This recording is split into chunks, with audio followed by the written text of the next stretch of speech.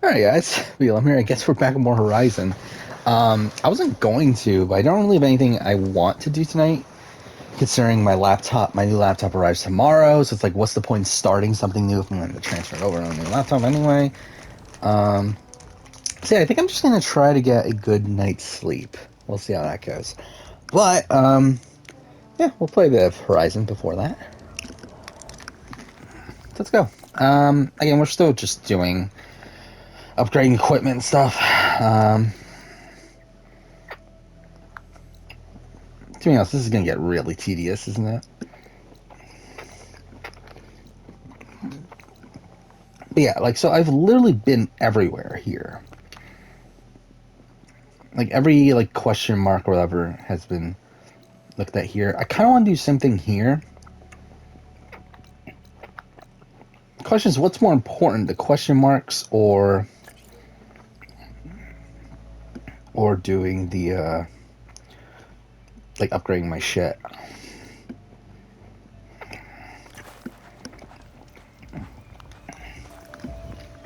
Guess we could do both. I'm gonna listen to the podcast.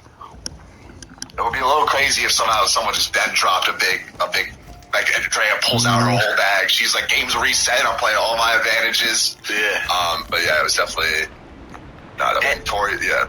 And also going forward, now with Drea with the knowledge is power. Mm-hmm. It's like I mean, Marianne doesn't. Marianne doesn't have it, but Mike has it. So I think we might be able to point figure that.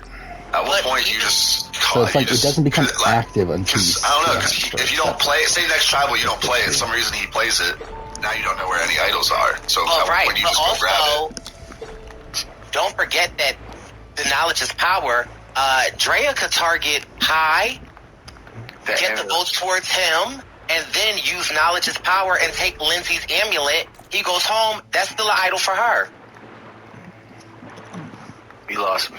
Yeah. So, High, Drea, and Lindsay have the amulet. Yes. If the power gets stronger, when boom, boom, boom, Drea could essentially steal one of theirs. She could target High, get the votes for him before they go to vote, do the knowledge is power, take Lindsay's amulet, High go home. That's idol for her.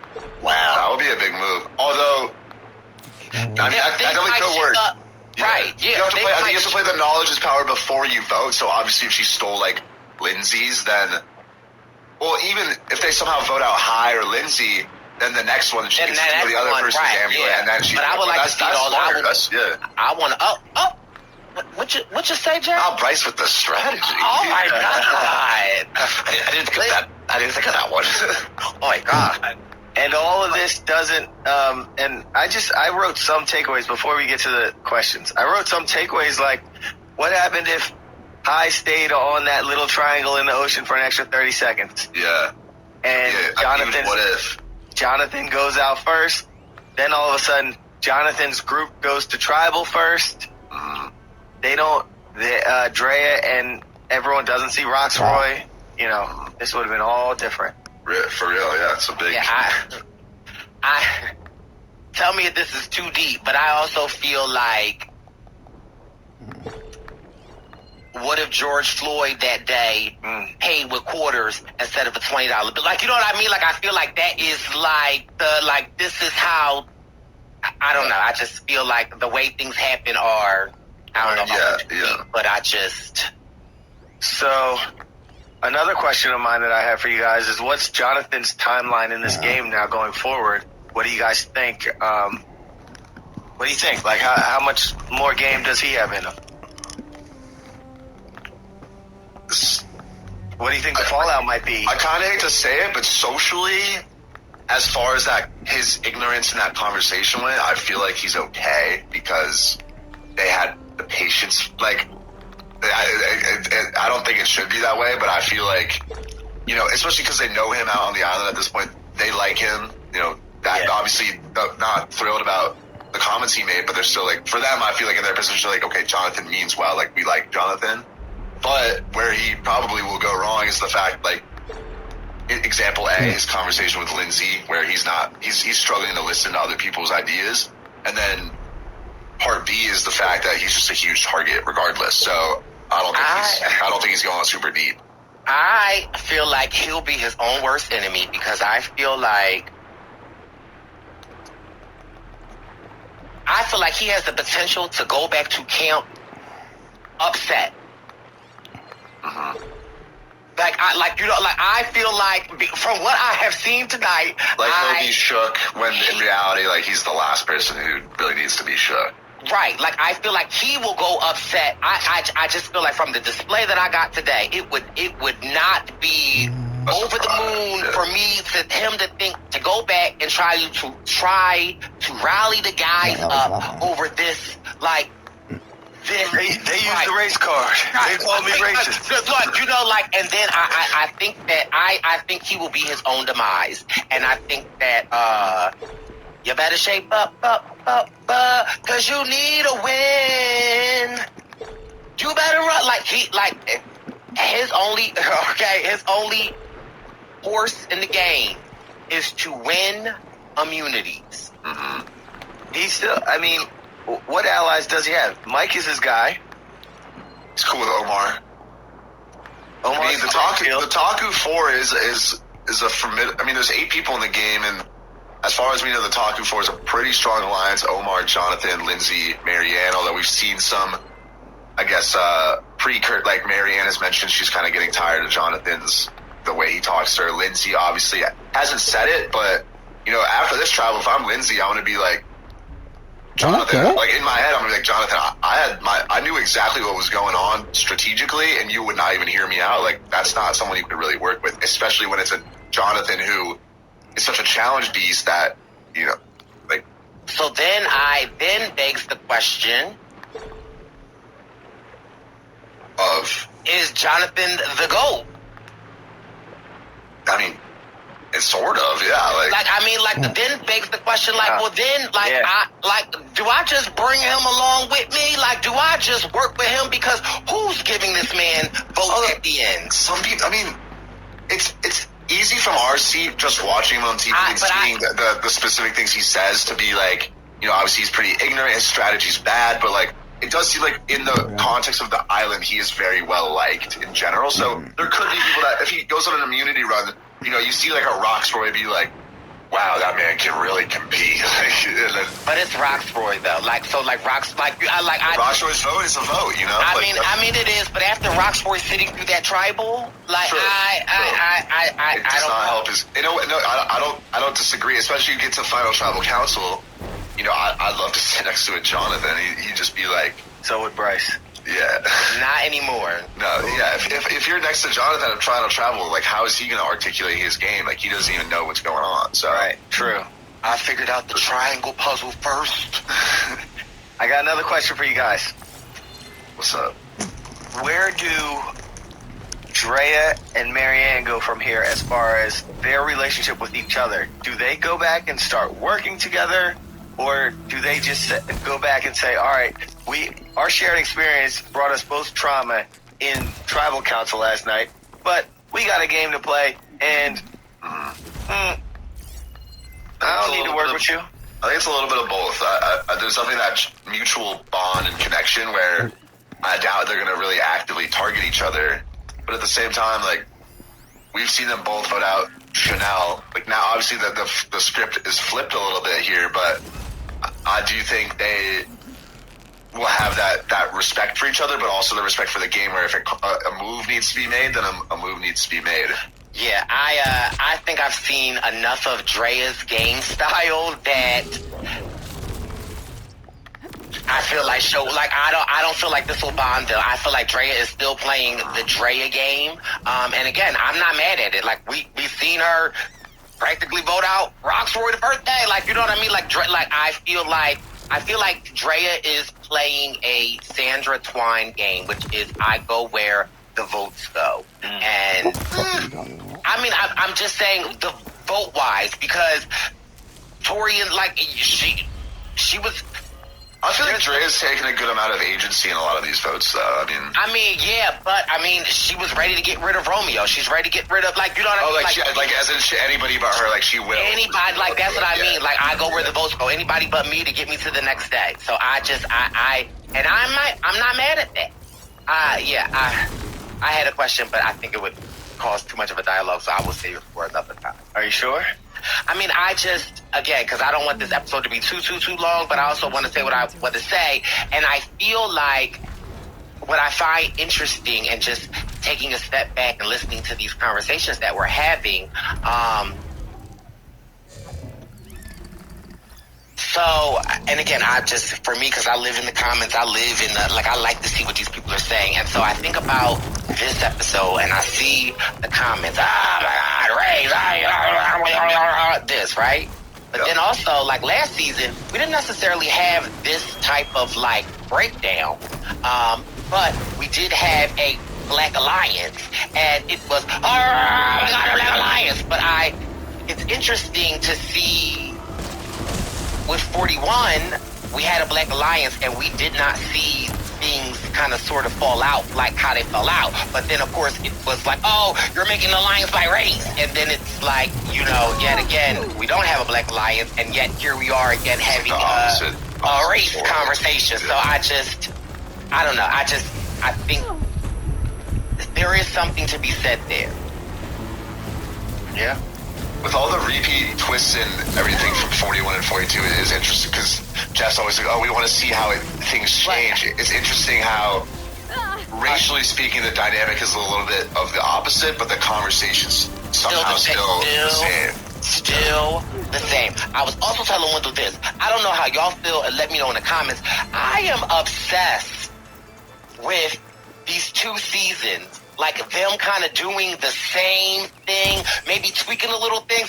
I love to see like the variables of it. I think for me as a watcher, a fan, I think it's so interesting because it's like, I would think that you would like it too, Jack, because you're a numbers guy. But like, I really do like them kind of doing a similar season, but changing a little bit of variables that didn't work because I think like you get to think a different timeline, right? How they. We have such a completely different season. Yeah. No, I guess my issue with it is just that some of the twists suck. So them redoing it, just like why? But I do agree, like seeing how different players in completely different seasons interact with the same thing so differently. And then obviously Applebee's, the huge addition. Ciao. No, yeah, it's pretty cool. But yeah, for the last 15 minutes, I think you took the Twitter, Wendy. Yeah, so I just thought that, especially in this game, we wanted to take some questions from the listeners. We want to just engage a little bit more with everybody. So Can't do that now. Let's see what some folks asked us. Again? Right, so you could low-key break this into 2 episodes, honestly. True. Essentially. Double the views, but... All right, Jack, what did Jesse Bruce Clay, dad_on_arrival ask us? 1, 2, 3, Yeah, 4. so Jesse Bruce Clay asked, I would love to hear you both, or I guess she made a statement, but I would love to hear you both discuss ways of being a good ally. I like to consider myself an ally, but I would love to learn more about how to improve and to be a better ally. I think we all should give one thing. Wendy Z. Oh, you don't want to go first? I mean, I can, but I just want to spice it up. I could go, but I'll stay right. Go ahead. I think one piece of advice for being someone's ally or being an ally to anyone is empathy. Like actively showing empathy, and ways to show empathy are like active listening. Listen. Like, take yourself out of it. Whether you agree with it, whether you don't agree with it, whether you strongly disagree with it. Like, pretend as though you do in that moment, and think of the possible ways in which that person could be dealing with things. I think is one way for you to demonstrate how to be an ally. That's a good one. I'm with you on that, Bryce. One way I say is speaking up for people when they're not in the room, or when these rooms are just non-minority rooms or spaces. Not just speaking up for someone when you're around your black friend or something like that, but speaking on, making sure that if I think people I'm say gonna something, untag you check this. them on something, or And we're gonna if start exploring. if And there's an you come across opportunity, something that you we can mention your start person fading or into something it, like that. obviously. Like, I think But I that kind goes a of long want to way. like just do everything. Yeah. I was gonna say something similar, but I kind of a different thing. I'm gonna get a little academic with it here, but I wrote a paper last quarter for my history class about sort of when is it okay to like disobey the government, and basically it was these philosophers. One of the, I think it was like Thoreau, but it might not have been Thoreau. But anyways, it was sort of like, if you, the government doesn't always work because the majority isn't always right. And so if you see the majority doing something that you personally don't agree with, it's not your responsibility necessarily to fix it, but it is your responsibility not to participate in it. And so I think it's very easy in a lot of different bubbles, I guess, where you're around things that you might not necessarily condone, but because that's the group sort of attitude there, it's very easy to just go along with that. And for me, it's like, you're asking people a lot to be like, oh, you need to right all these wrongs, because it's not easy for one person to do that. So just individually being like, you know what, I don't agree with this, I'm going to separate myself from that. That's a great starting place for me, I feel like. I want to piggyback.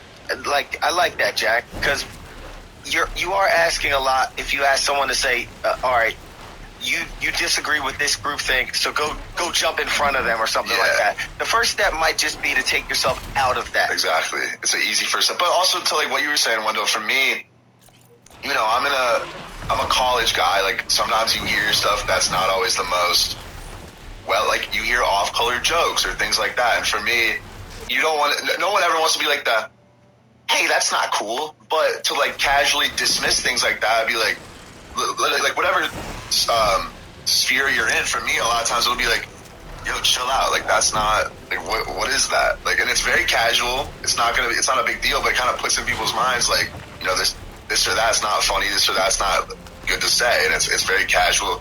But yeah, either just small things like that, that's how you get the ball rolling for me, in my opinion. And before we go to the next question, I think another one that I think, Wendell, you demonstrated amazingly when we had Evie on was, one, create a safe space and have that safe space and with your, like, the person that you are being an ally with, and it's okay to ask questions. Like, create that safe space and ask those questions. Get permission to ask, but ask the questions that you don't know. And if you, like, there are plenty of times in Wendell and I's friendship where he asked me questions that, like, normally it would be uncomfortable. I would feel some type of way, but I understand where he's coming from, and I accept the role in that moment to educate him. So I think that a part of being a good ally is asking questions and admitting when you don't know. If it comes from a good place, like if it comes from a pure place where you are seeking to learn, I think that's a great. I think don't be afraid to ask questions. I remember during the George Floyd Black Lives Matter movement, like, some of my friends, like Kellen from Ghost Island, she'd hit me up to ask me questions. And sometimes it does get, having to educate everyone all the time, sometimes it's a lot. But I appreciate those questions, and I will have those conversations with people that ask me those questions, because it's coming from a good place. So, Bryce, I agree with you. Right. Shall I read the next one? See. All right, we got a question from Matthew Simmons at Matty Samo. A lot of people still won't get the conversation we saw tonight. People will be quick to ignore and discount what Drea and Marianne said about this issue and dismiss it as the race card. So for these people who don't get it, how can we help to bring them in? Well, one, I say direct them to this podcast and hear us out. My take on this is a little jaded, because at times I feel like you can lead a horse to water, but you can't make it drink. And I feel like, again, for me, I feel like change doesn't happen overnight, and I feel like sometimes the most meaningful changes happen in those interpersonal connections.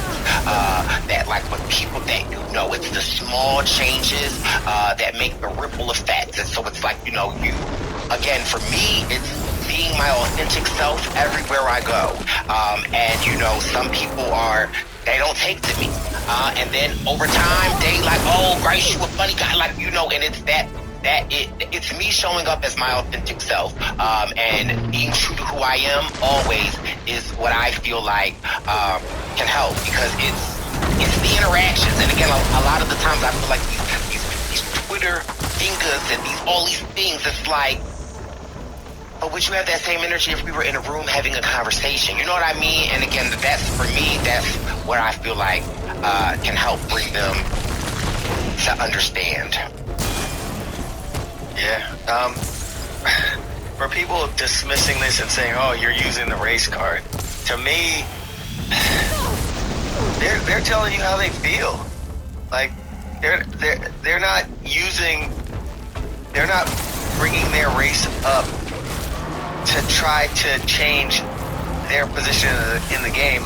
They're saying, "Wow, I see that, and I'm going to do something to change it by using my idol, or I'm going to call it out because I see."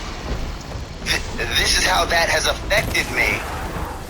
And Marianne even said, like, Chanel and Rox, like, they could be there for whatever reasons. Chanel wasn't a race-based thing, or Rox wasn't, and it could have been a subconscious bias. Yeah, but in this skin of mine, this is how I'm reacting to that, and I'm remedying it by playing my idol. So, nah, y'all can't touch me tonight. So, when people say, like, oh, they pulled the race card, no, they're just explaining how they feel. They hurt their game in a way, too, with that. So it's like, clearly. Right. So the question is, for people who don't get it, how can we help bring them in?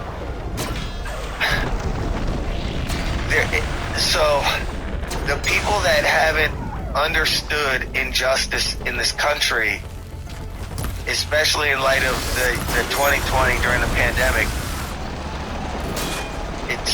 to me, it seems like a willful blindness. It's like, if you don't understand what's going on, my goodness, are you not listening? Do you not want to hear something? Or is your bubble, your echo chamber, just telling you one thing and pointing at all people that don't look like you and calling them whatever, and saying that every city is burning down and you can't enter cities, and, you know, all these things. So what I try to do with people that are different than me is just engage and talk to them and show them who I am and show them the real me and all of that. But man, how do you... Can I add to sort of what you're saying? Yeah, please, please. The way I'm thinking about this is, like, for the people that don't get it, and you sort of touched on it, is like, I feel like you can kind of divide it into that group of... There's a willfully ignorant group where, honestly...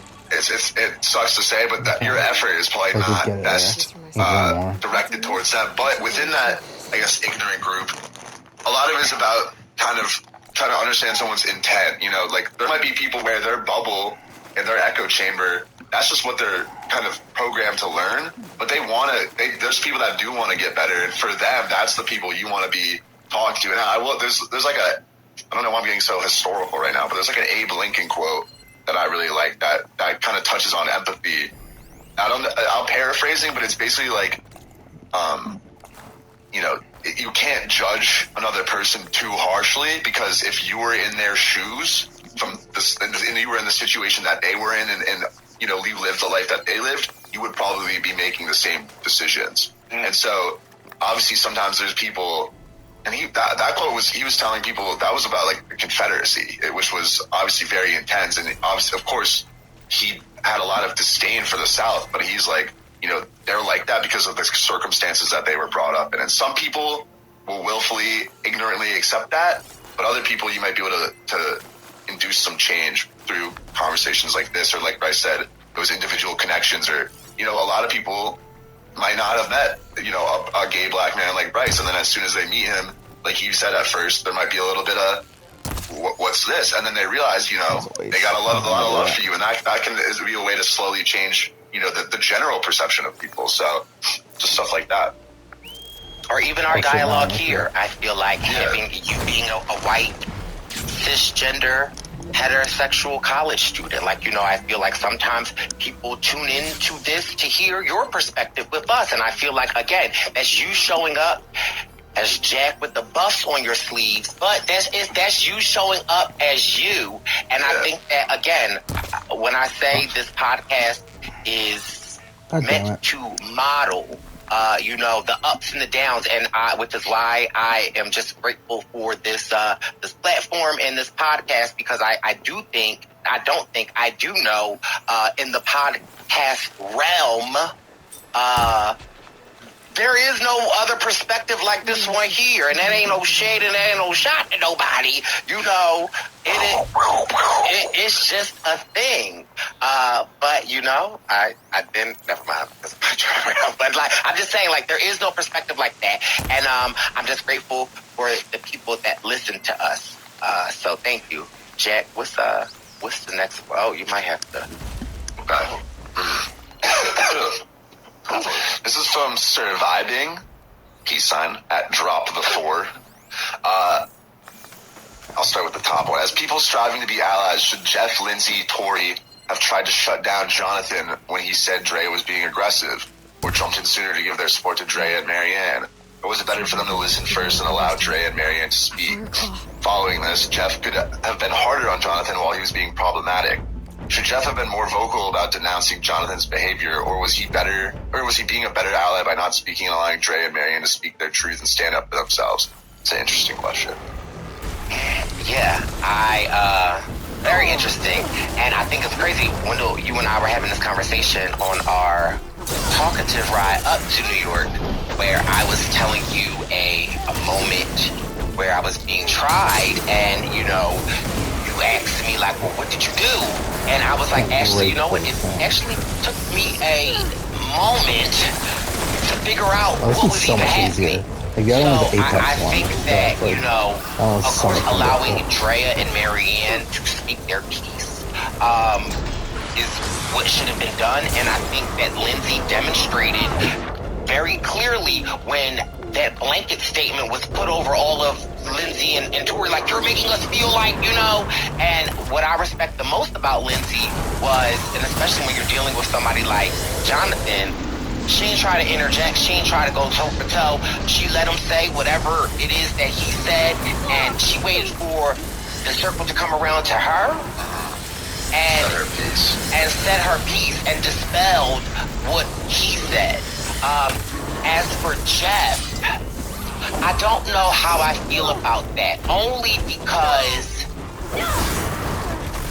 I feel like I feel like Jeff's role in this moment, and I'm not talking about Jeff on social media afterwards, I feel like in this moment, Jeff was the moderator. He has to be somewhat impartial because, although this is a real live moment and happening, and I think that he did somewhat of a good job, acknowledging that, but also keeping it in the game, and I feel like he did acknowledge, he did call out Jonathan, and also, again, we sit here and talk about feelings and this and that, and whether clearly y'all know how I feel about Jonathan's feelings, but those are his feelings, and so who is, you know what I mean? So I get where I think that my opinion is, I think that could it have been better? Yes, but do I think that Jeff did an okay job navigating that situation?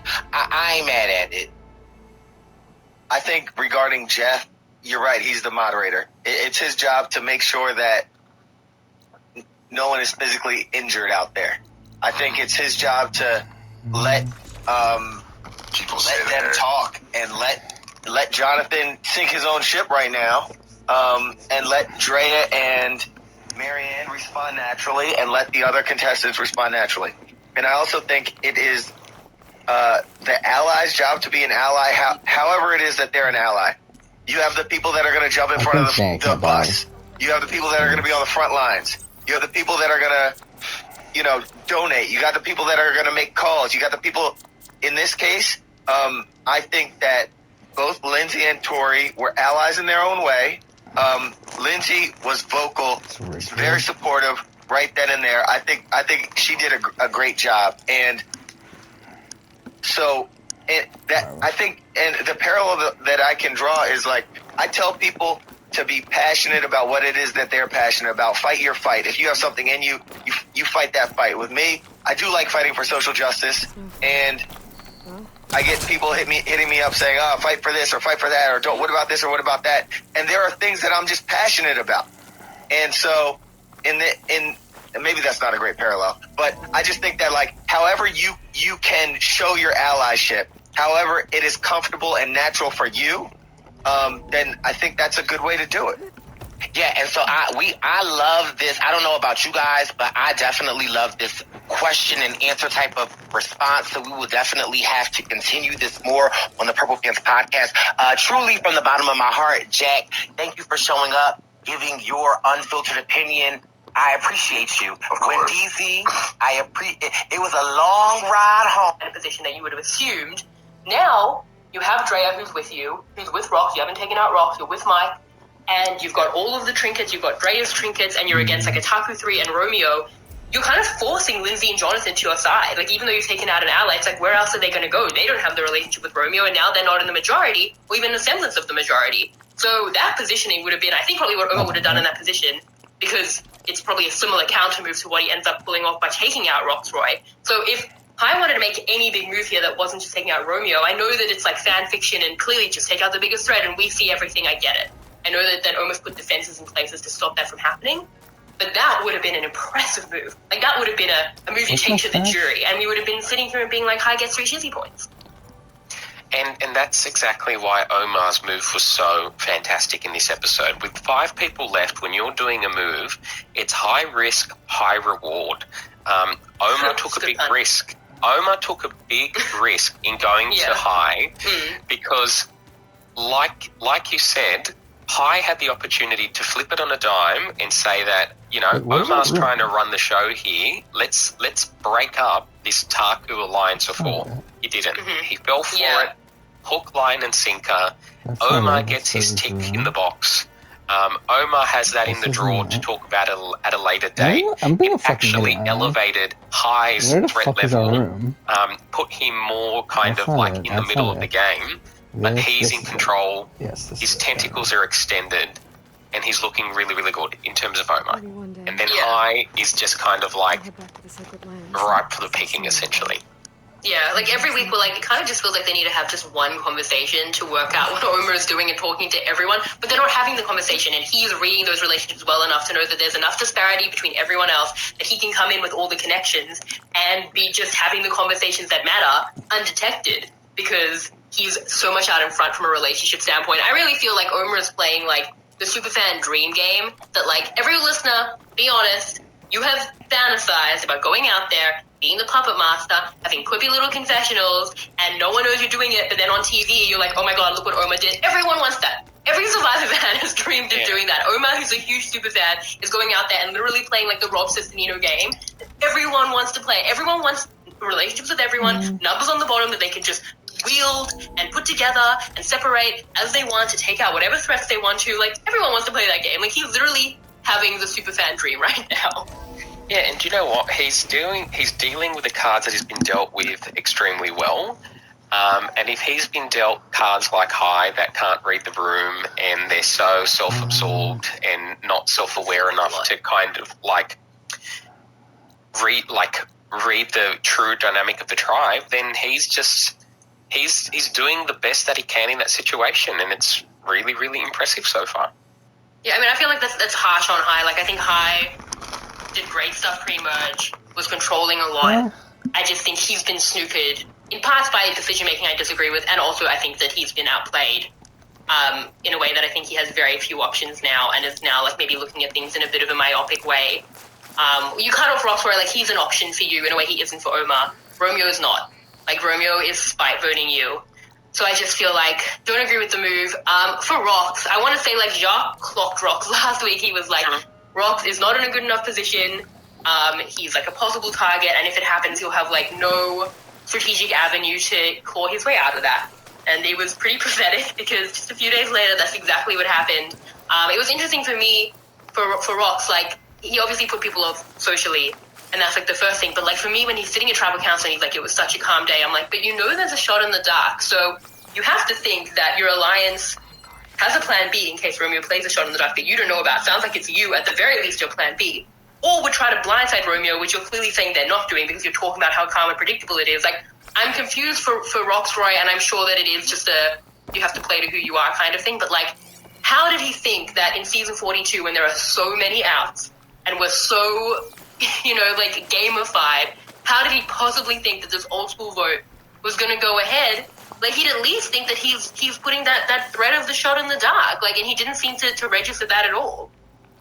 I think Roxroy was a bit kind of like pigeonhole in getting back the next day and having an all-guys alliance. And he really wasn't thinking about anything else aside from that. I get that interpretation from just watching the episodes.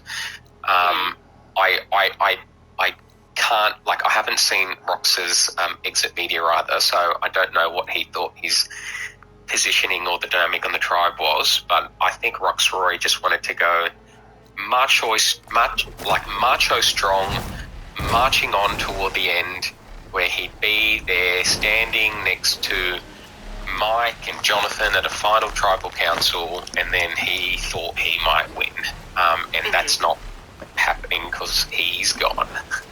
Yeah, let's chat Guys Alliance, because the Survivor Gods refuse to give me a break in what has been very Guys Alliance 2022 for me to discuss after Australian Survivor. But like, I will kind of echo what I said in Australian Survivor. I do believe a Guys Alliance is their prerogative. I don't think it's something that should be forbidden. Like, if people connect with other men, then that's something that they can have an alliance over. Like, I don't think it's something that shouldn't be allowed. I don't think it's really fair to say, like, it can't be a strategic trickle group that someone can have. Like, we've just, like, ruled off this avenue for players, because that it honestly feels unfair. I think, like, in a social game, that they're allowed to connect over something like what Josh said in Australian Survivor was just boys being boys.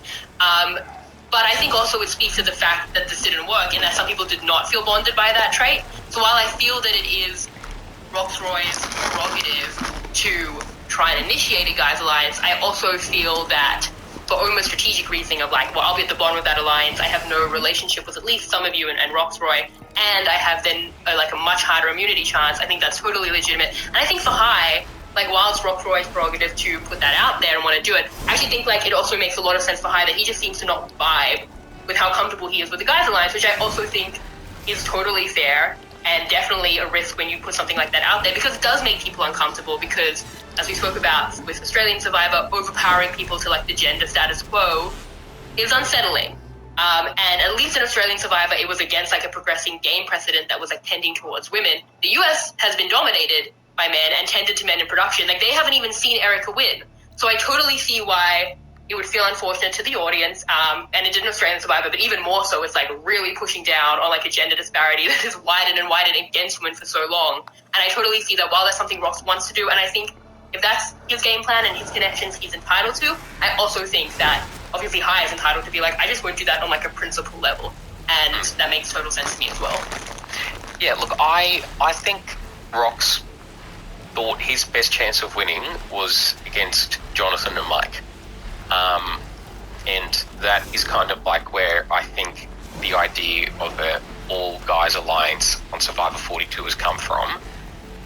Aside from the fact that you can just pick off people, was this the right time for it?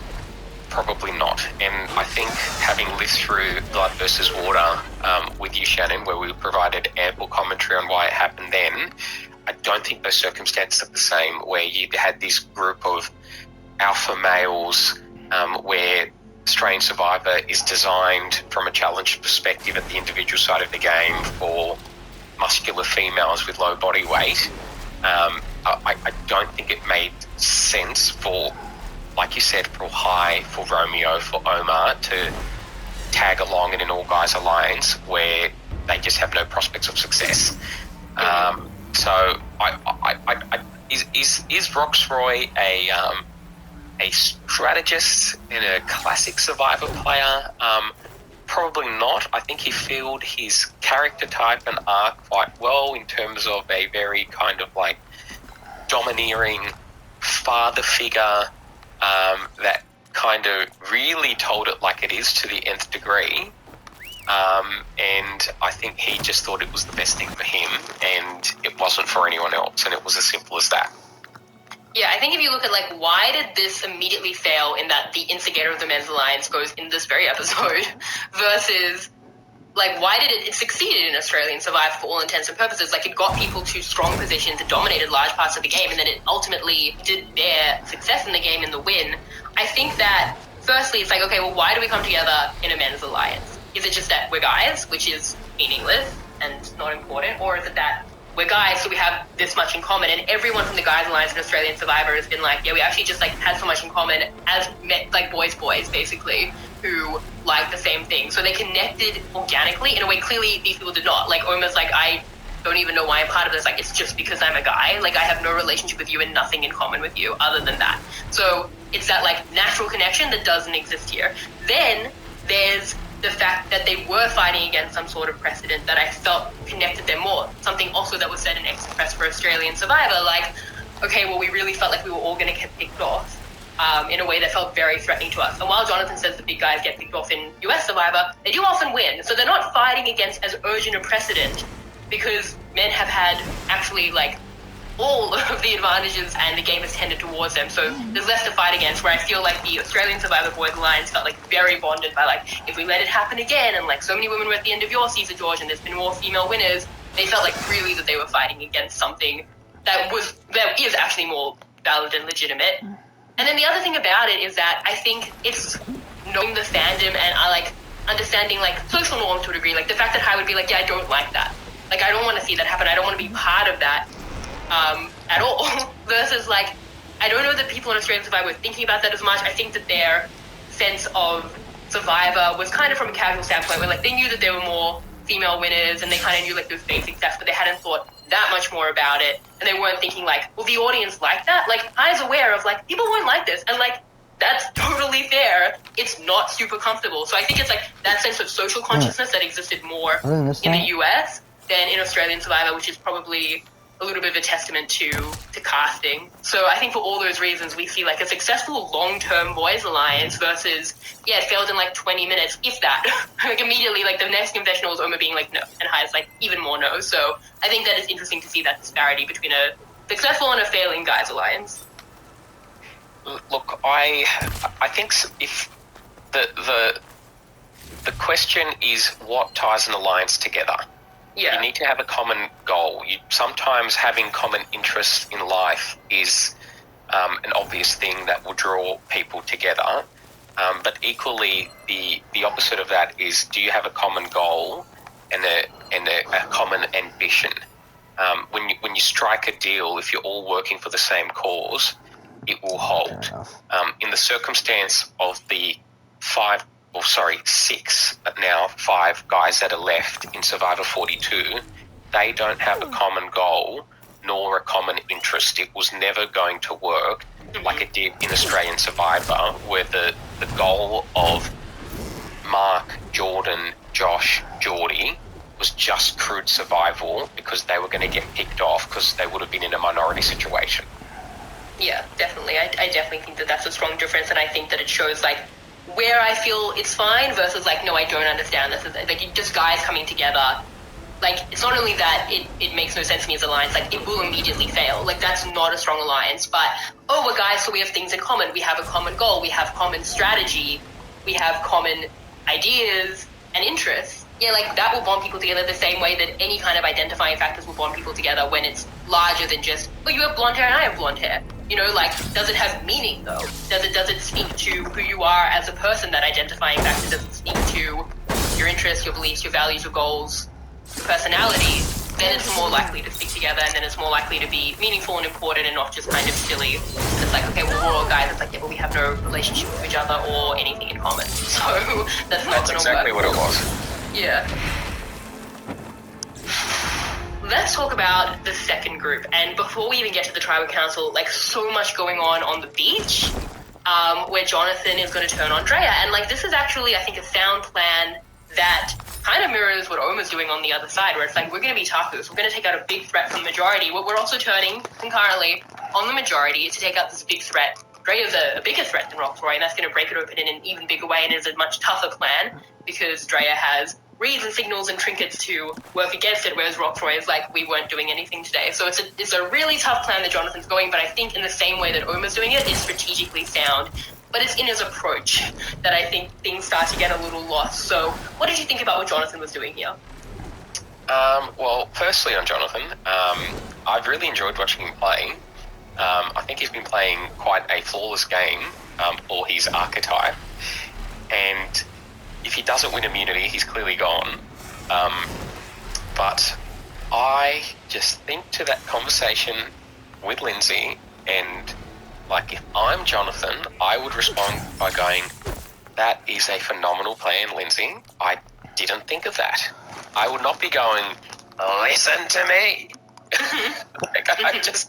I'm just sitting there going, why is he saying that to her? She's got the better plan. Just do it. Yeah, her plan was literally better. Like, don't talk to your allies like that, and also her plan made so much sense. It's just like 2 or 3 too, and I'm just thinking, it's like, how do you think Lindsay's going to feel when you're just barking at her going, listen to me, you're not listening to me? And I'm just like, it's just like, it just goes back to striking a deal, a negotiation. You've got to consider the perspective of the other side, and Jonathan simply didn't do that.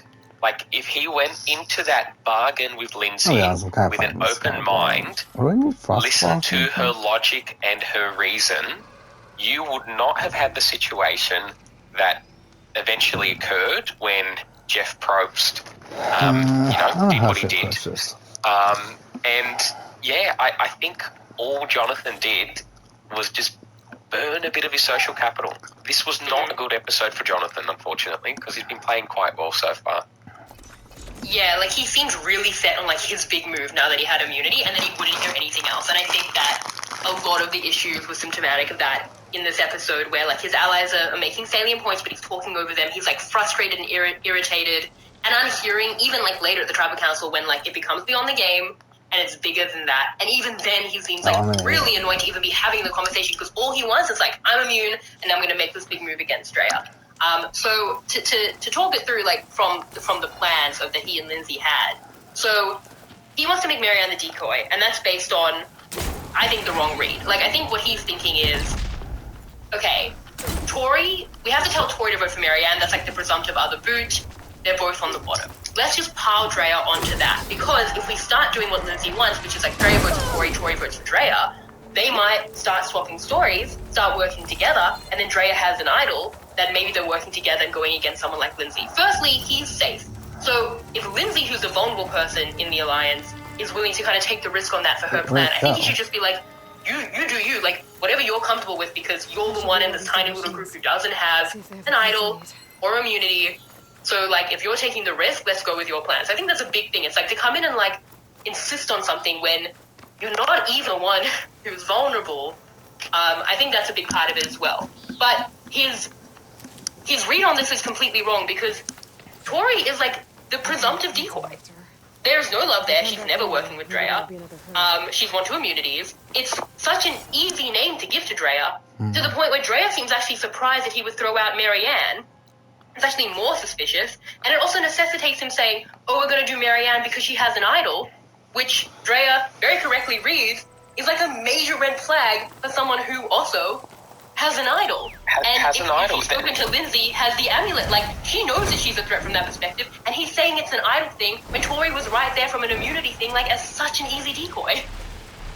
And I think that's where kind of, like, I don't understand why people get petrified of hidden immunity idols. If you know who has an idol, if you know who has an advantage, yes, it can stuff up a plan if you target them and play them, but alternatively, there's that kind of, like, mutual interest where you don't target them.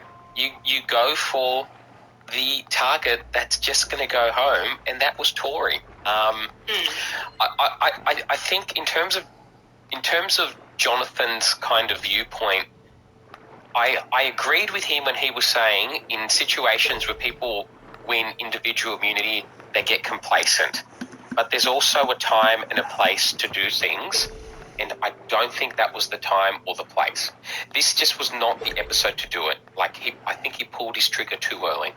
I think it's a fine move on Drea, although it is a huge risk that A, you don't know what the other tribe is going to do, and that'll end up, they think it's going to be a Romeo, Wait, but they it not will get trigger it? possibly a response from her if Oh, she was fuck going to play her off. idol already, and it's more likely she'll play an idol in the small group, which is, I guess, fine if you're splitting on Tori anyway, but I think that, you know, if you're talking about them just doing a straight vote on Tori, it is something that seems to be mentioned. Lindsay says that to Marianne, like, Drea can keep her idol, maybe we should all vote for Tori. At that point, Lindsay's not in danger, Marianne's not in danger, not even in danger of losing her idol. Like, if they want to get to the 8 with all of Taku intact, and definitely Marianne's idol, then, like, the sure way to do that is to all vote for Tori. So it clearly was something they were thinking about. It shows how much, you know, Marianne means to them. That was something they were thinking about. But in going for Drea, like, Jonathan is hoping, hey, we'll put the 3 Takus on Drea, they'll both vote for Marianne, and in not giving Tori any true information about how we're going to Drea, they won't swap information here to, you know, let Drea know she should play her idol. Ironically, he's the one who's triggered her the most by saying the thing about we're going for people who have an idol.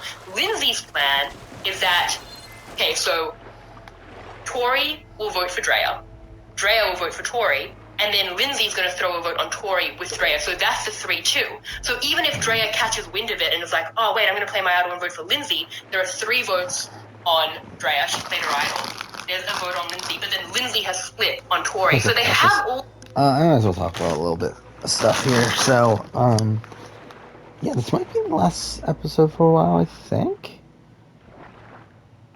Because the main reason I've been playing some of this is just because my laptop's been broken, or at least not been fully functional, to where I don't feel. I knew I was getting a new one, or to where, like, I don't know what's the point, like, starting these big projects when, like, I'm gonna transfer it over to the next computer, and then, like, I'm not 100% on, like, whether my Premiere files are gonna be fully functional or not. In the modern, like, like going 10 years forward in Premiere, so it's like, why even start it? Yeah, like, so, because that, I haven't felt as incentivized to stay up super late, working on videos, so, that's kind of why I've been playing some of this recently. But, yeah, I'll probably slow down. Oh, shit. As I'll actually, start to work on something. What is that symbol? Sunken barrier.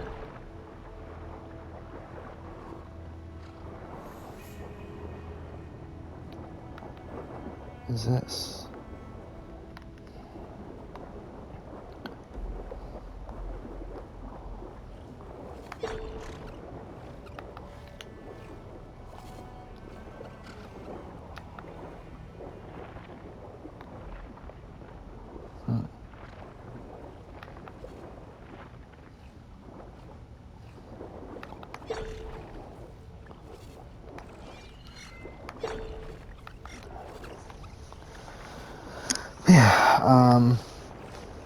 So this might be the last one for a little bit, especially because I'm going to be pretty busy moving forward. I got 4 episodes of Circle coming out tomorrow morning.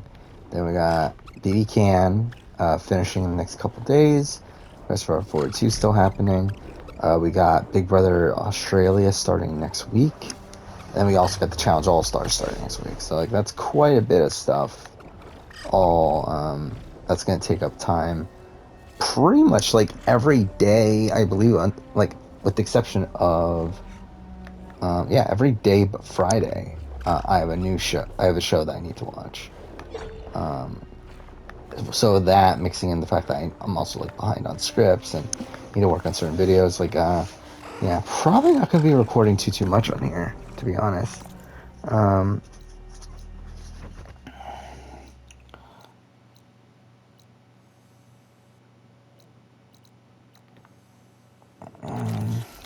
Let's go there, actually. Let's do this. So again, don't know when the next time I record will be, but eventually I'll be back again. Like, when I get to the point where I need to play games for videos, we'll be back here. I mean, the next, I think the next full game we'll be playing is a replay of Horizon Zero Dawn, because I need footage for it. because I want to get footage of it in 1080 instead of 720, which I currently have.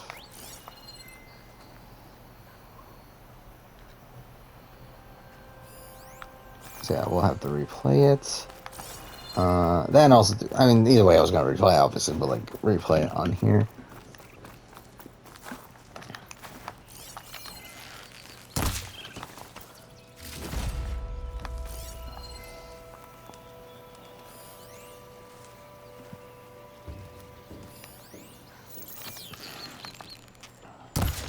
Fuck. No. Oh, barely got that.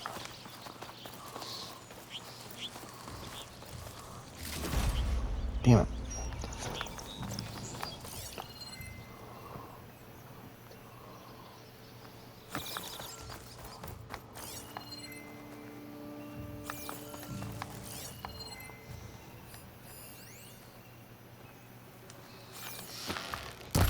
Fuck.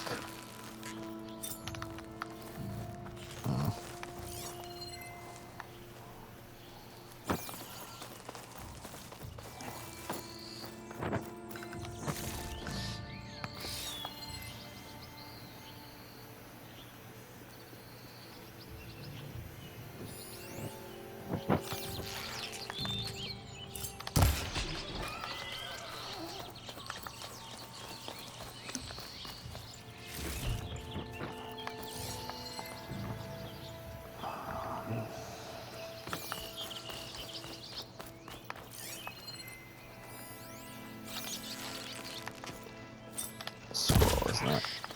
Oh, it's not that helpful. Whatever.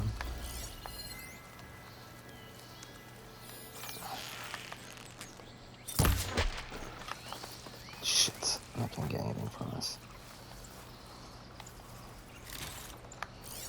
That's not the right fucking bird.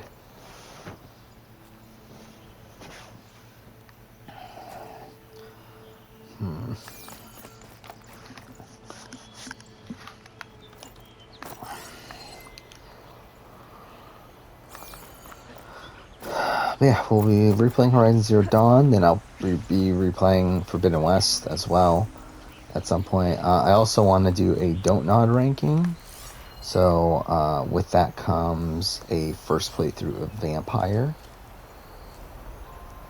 So I'm going to play that. When we fought the Eclipse back in Meridian, I never imagined I'd find them again, out in the Forbidden West. Okay, well, good for you. Should I just reset? Like, does this reset it? Hopefully it does. Oh shit, I didn't realize we were that late. And we're gonna need to end any second now.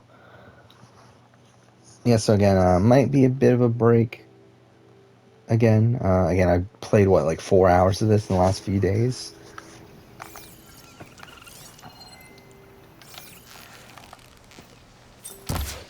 Fuck. Oh, yeah, I got it. Of course, it's not the right one. Well, I'll pick it up anyway.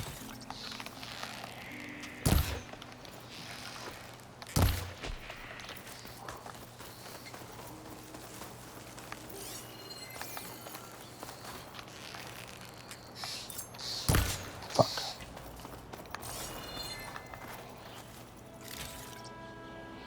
Damn it.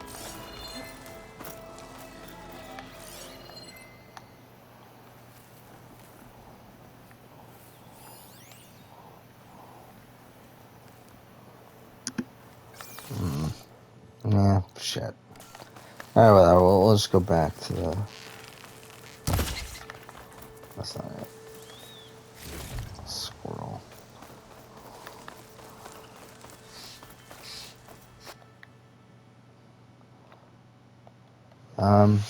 Again, may not be back for a while. We'll see.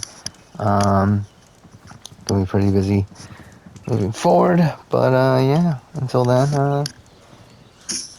I think that's all I really have to talk about. Yeah, so, thanks for watching.